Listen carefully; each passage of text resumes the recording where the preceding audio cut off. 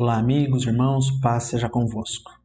Vamos agradecer a Deus por mais seja convosco. Vamos agradecer a Deus por mais um dia que Ele nos concede e, em oração, elevemos os nossos pensamentos a Deus.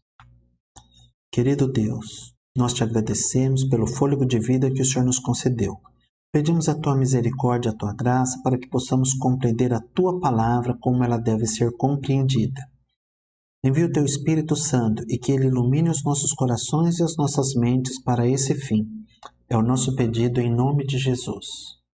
Amém. Hoje falaremos sobre um assunto interessante, para variar. As três casas. Sim, vamos falar sobre três casas. E o que falaremos sobre elas? Haverá uma introdução, os tipos de fundamento, tipos de casa, escolhendo o material, escolhendo o arquiteto e uma conclusão.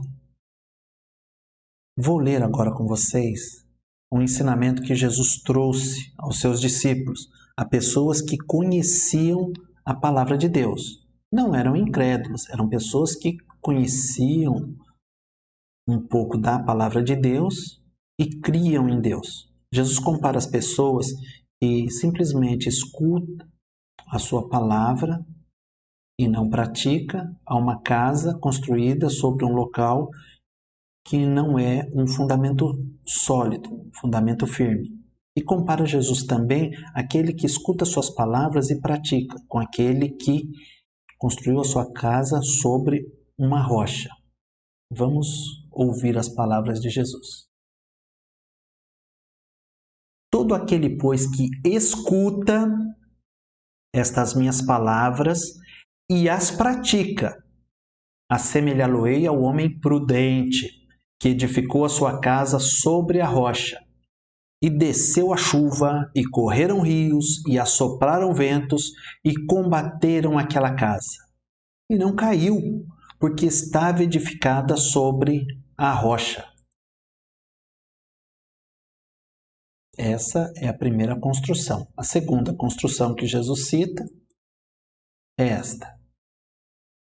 E aquele que ouve estas minhas palavras e as não cumpre, compará-lo-ei ao homem insensato, que edificou a sua casa sobre a areia, e desceu a chuva, e correram rios, e assopraram ventos, e combateram aquela casa, e caiu, e foi grande a sua queda. Mateus capítulo 7, versículos 24 a 27. A palavra de Deus nos mostra que a nossa vida é comparada com uma casa que é construída. E essa casa é construída com o quê? Nós veremos já já. Quero antes ler esse versículo de 1 Coríntios, capítulo 3, versículo 9 com vocês. A casa é um dos símbolos da vida e às vezes do corpo humano. Aqui 1 Coríntios, capítulo 3, versículo 9, primeira carta do apóstolo São Paulo à igreja de Corinto, capítulo 3, versículo 9. Diz que, porque nós somos cooperadores de Deus, vós sois lavoura de Deus e edifício de Deus. O apóstolo diz que nós somos casa de Deus, nós somos morada de Deus, nós somos edifício de Deus.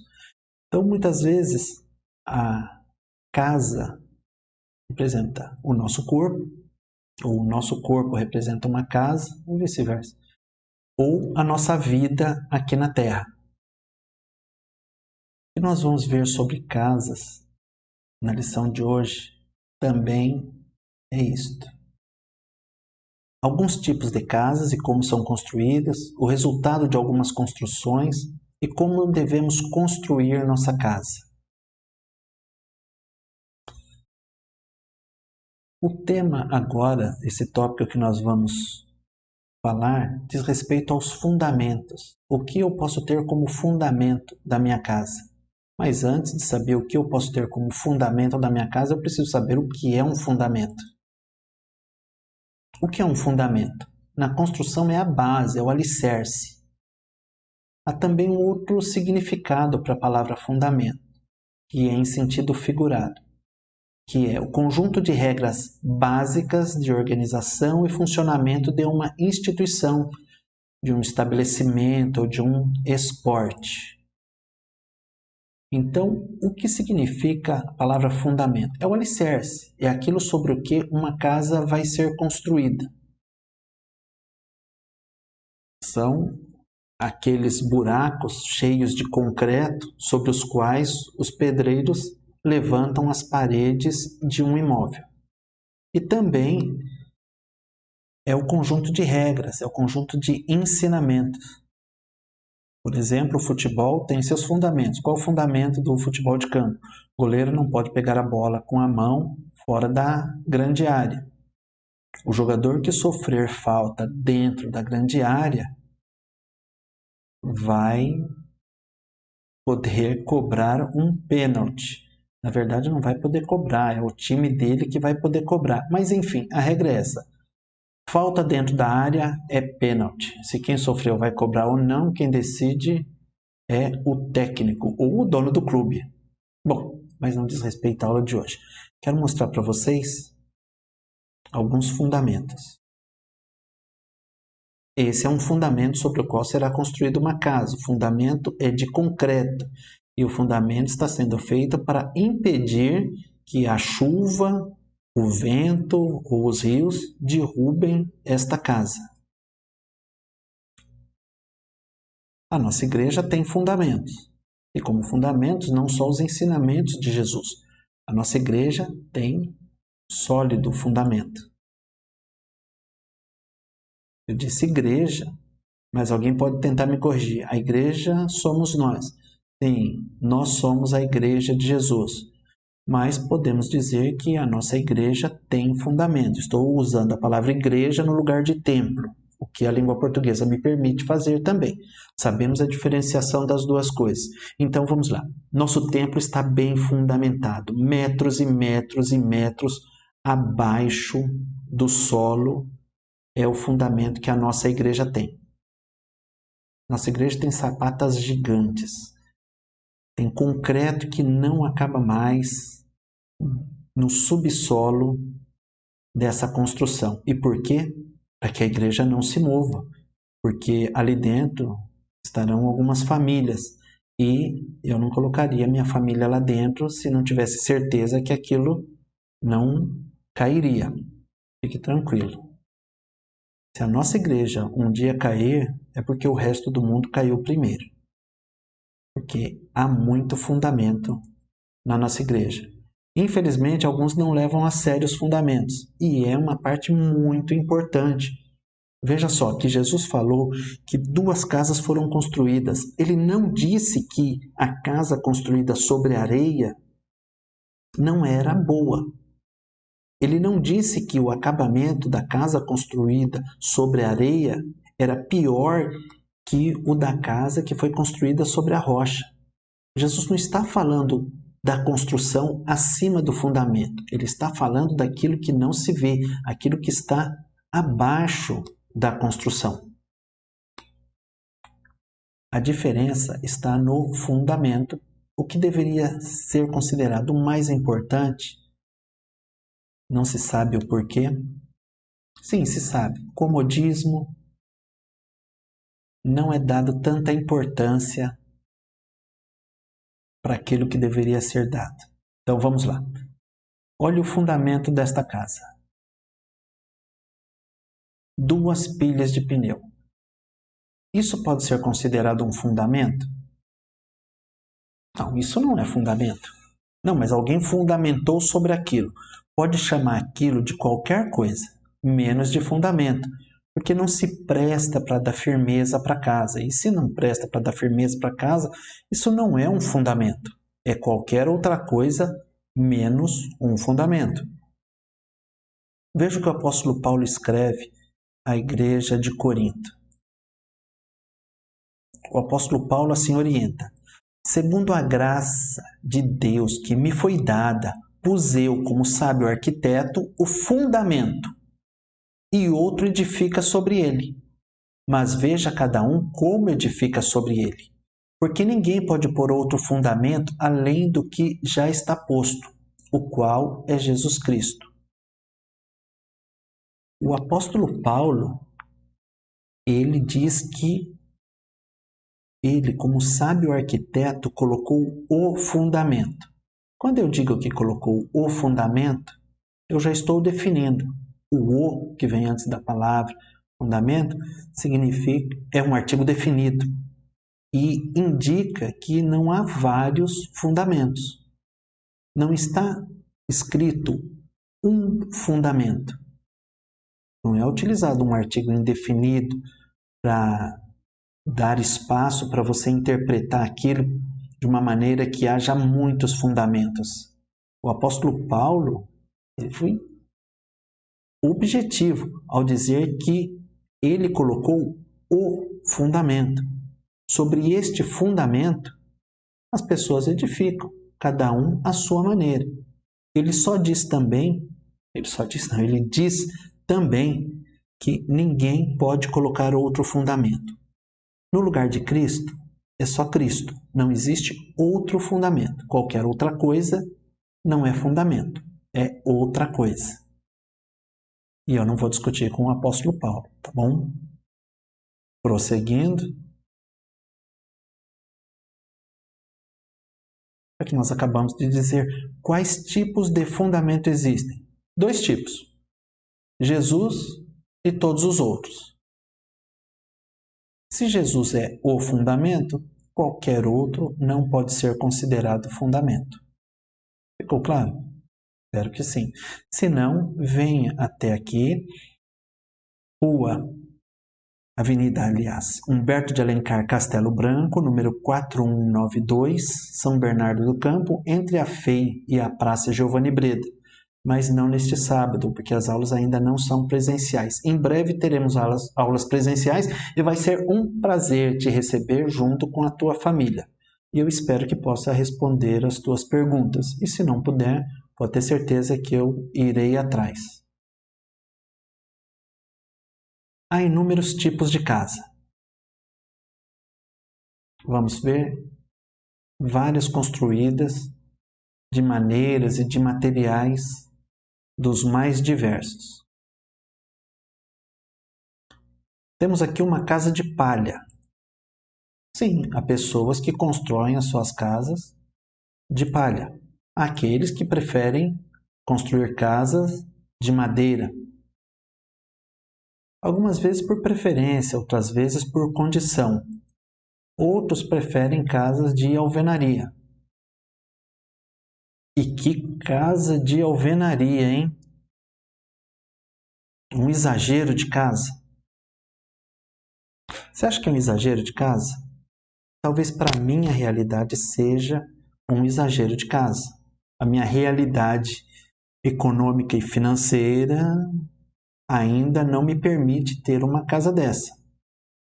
E se um dia permitir, por que não? É pecado ter uma casa assim?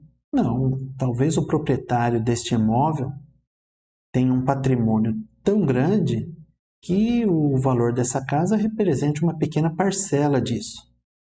Mas não seria pecado construir uma casa tão bonita assim? Não, de jeito nenhum. Se você tem condição, se você trabalhou para isso, você tem direito de desfrutar sim. Você não deve se esquecer do teu próximo. Você tem que estender a mão para o teu próximo também, senão você vai estar em pecado. Você não pode, a Bíblia diz que é amar o dinheiro. Então eu não posso gostar de dinheiro? A Bíblia não diz que gostar de dinheiro é a raiz de toda espécie de males. A Bíblia diz que o amor ao dinheiro é a raiz de toda espécie de males. E, sem sermos hipócritas, nós gostamos de dinheiro. Ou você conhece alguém que não gosta de dinheiro? Se você conhece alguém que não gosta de dinheiro, que detesta dinheiro, por favor, apresente-o a mim. Eu quero ser conhecido dessa pessoa. Quem sabe um dia que ela não estiver irritada com o dinheiro dela, ela não resolva ceder alguma coisa para mim? Mas, prosseguindo a lição. Enfim, a Bíblia diz que o amor ao dinheiro é a raiz de toda espécie de males. Não é o ter dinheiro que é a raiz de males. Não é gostar de dinheiro que é a raiz de males. Aliás, não há problema em gostar de dinheiro. Duro é não ter dinheiro. Mas vamos prosseguir. A Bíblia fala sobre casas feitas com vários materiais. 1 Coríntios, capítulo 3, versículos 12 e 13, diz o seguinte: E se alguém sobre este fundamento, Jesus e seus ensinamentos, este fundamento aqui quer dizer os ensinamentos deixados por Jesus. Então vamos lá, repetindo. E se alguém sobre este fundamento formar um edifício de ouro, prata, pedras preciosas, madeira, feno, palha, a obra de cada um se manifestará. Na verdade, o dia a declarará, porque pelo fogo será descoberta, e o fogo provará qual seja a obra de cada um. Resumindo, o que quer dizer este versículo? De acordo com aquilo que você faz com o teu corpo nesta terra, em termos de boas ações e obediência aos ensinamentos de Jesus, ao sacrifício que você faz muitas vezes para dizer não a um pecado que está tão facinho de ser cometido e que parece tão apetitoso, todo o esforço que você faz para evitar as coisas que desagradam a Deus e todo o esforço que você faz para agradar a Deus, o que daria praticamente a mesma coisa, mas eu estou falando do outro lado da moeda, significa que você terá uma recompensa. Cada boa ação, cada esforço que você faz para guardar os ensinamentos de Jesus e os cumprir, é como se você estivesse, a Bíblia não usa essa expressão, mas é como se você estivesse jogando um tijolo no céu, mas no bom sentido, para a obra que você está construindo lá, para uma casa que você está construindo lá. Então vamos lá. Todas as obras boas que você fizer na terra, todo o esforço que você empregar para guardar os ensinamentos de Jesus e cumprir os seus ensinamentos, é como um tijolo que você coloca em sua casinha lá no céu. Estou falando uma linguagem talvez infantil para alguns, mas eu prefiro sacrificar um português mais rebuscado para ser objetivo, para ser prático e para ser claro. Então vamos lá, mais uma vez para ficar bem claro. Cada vez que nós nos esforçamos para colocar em prática os ensinamentos de Jesus, nós estamos enviando material para Deus. E de onde que eu tirei isso? Desse versículo que nós acabamos de ler. Eu vou colocá-lo novamente e quero que você observe a explicação que eu fizer. E se alguém sobre este fundamento, e se alguém se esforçando para guardar os ensinamentos de Jesus, assim fizer, estará como que fazendo um edifício. Se fizer muitas ações e se esforçar bastante, vai ser como se estivesse fazendo um edifício de ouro. Se esforçar muito, mas nem tanto quanto outros, vai ser como se estivesse construindo um edifício de prata.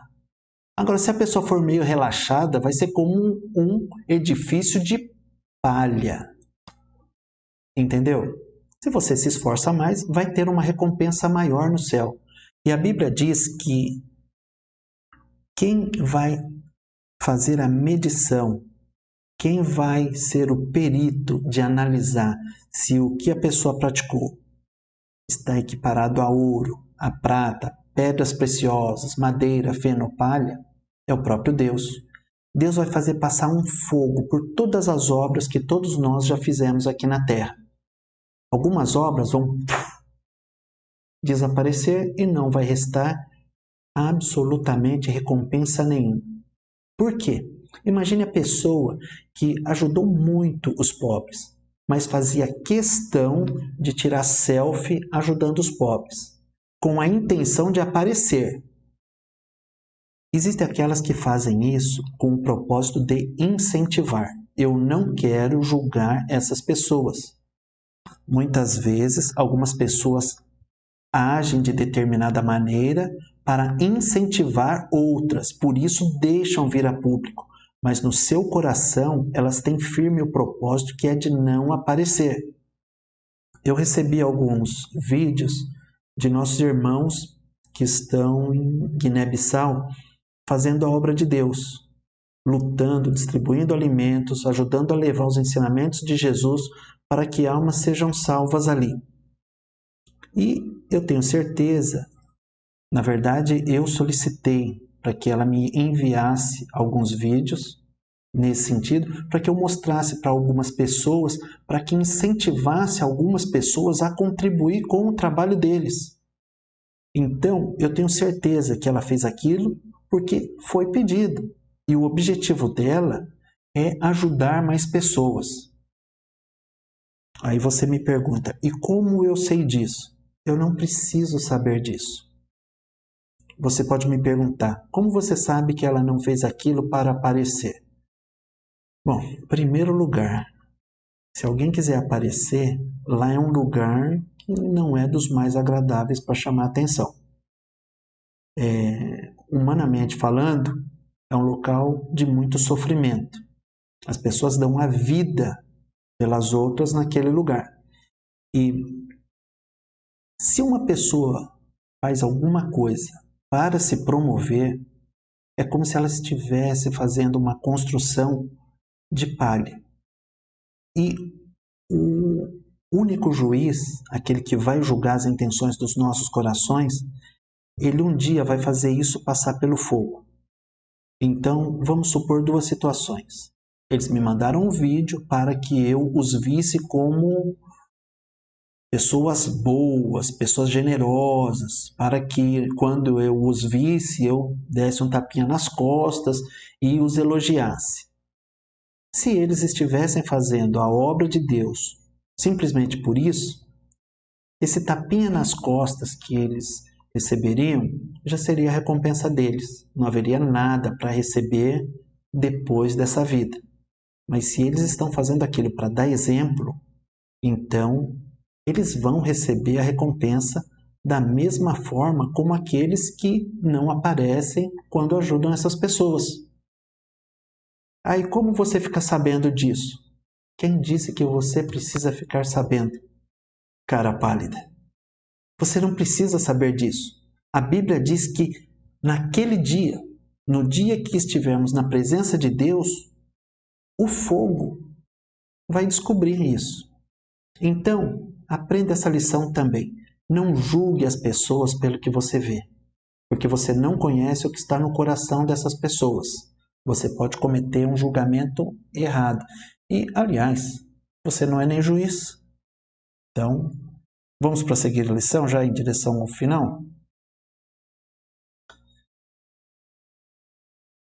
O material empregado na construção, em sentido figurado, qual é o significado dele?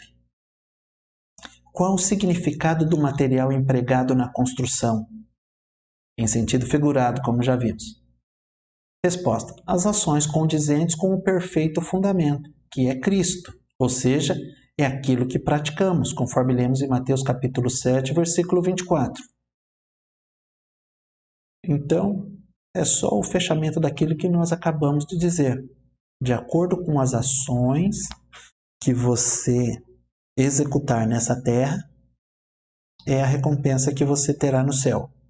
Simples assim.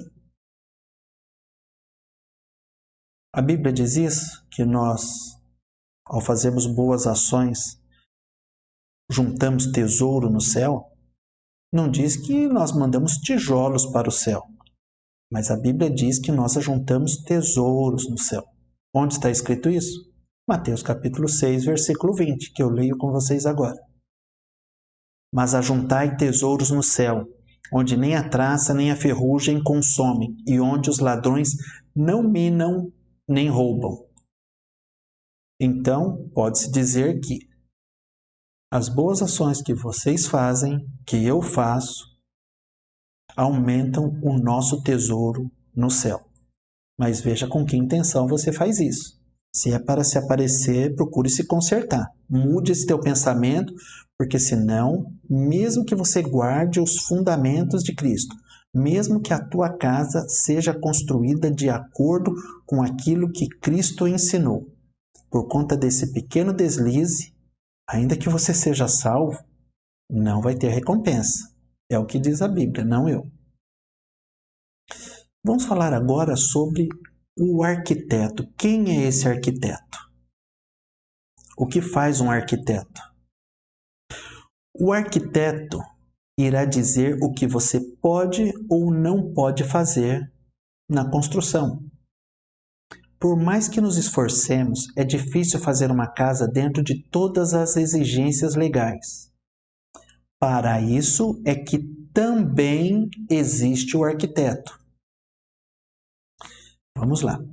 Quero pedir calma para Denise, arquiteta, amiga nossa. Não é só para isso que serve o arquiteto, ficar apontando os erros e como devem ser feitas as coisas. É muito mais que isso. Não só para regularizar também as construções que não estão de acordo com o código de posturas do município.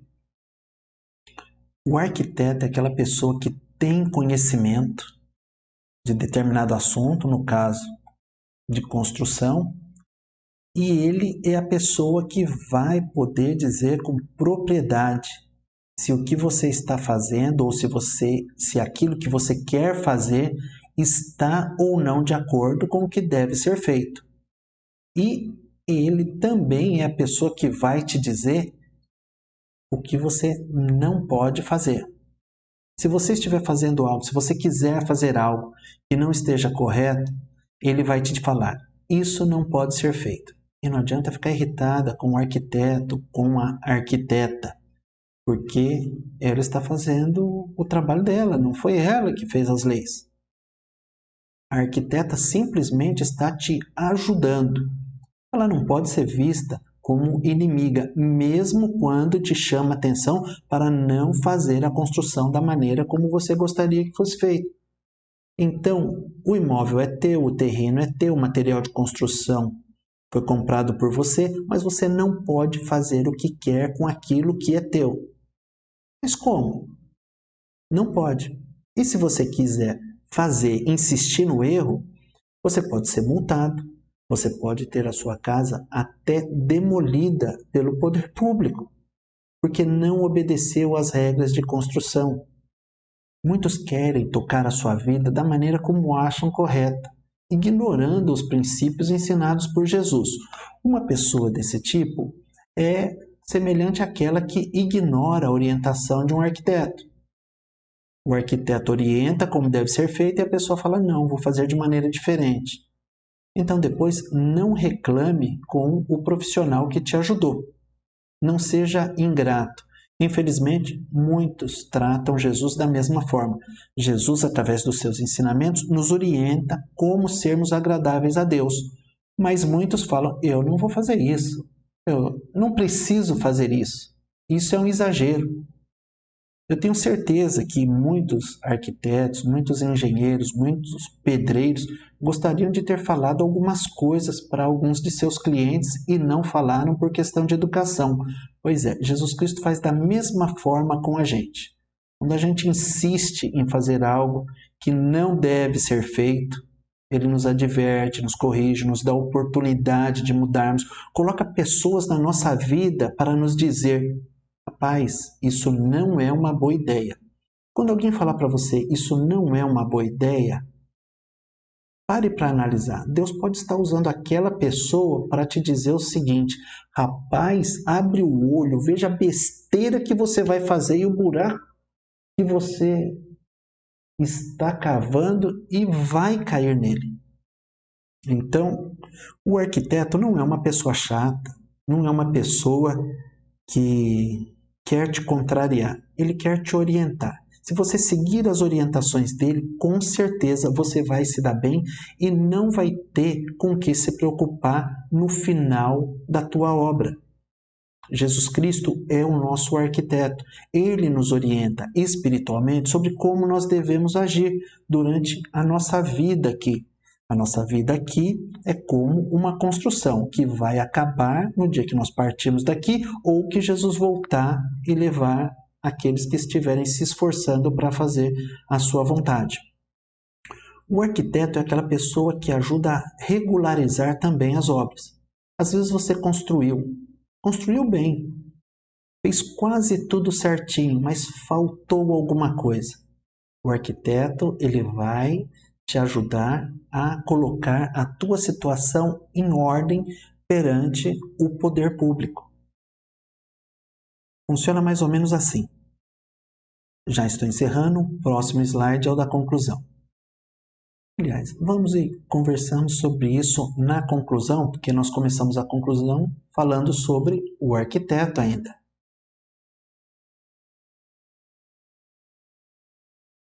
O bom arquiteto nem sempre vai dizer aquilo que você gostaria de ouvir.